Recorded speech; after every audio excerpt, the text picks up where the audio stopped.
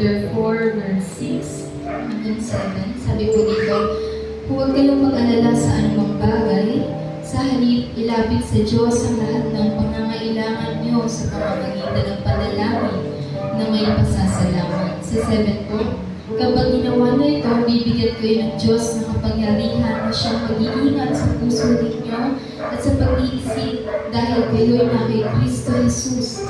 At ang kapayapaan ito ay hindi kayang unawain ng tao. Amen po. At salamat sa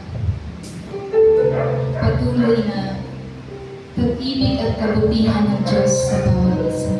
At sa mga nakakalap po ng awit ay sabayan niyo po ako at sama-sama po tayo magbigay ng tanging pilat sa Panginoon.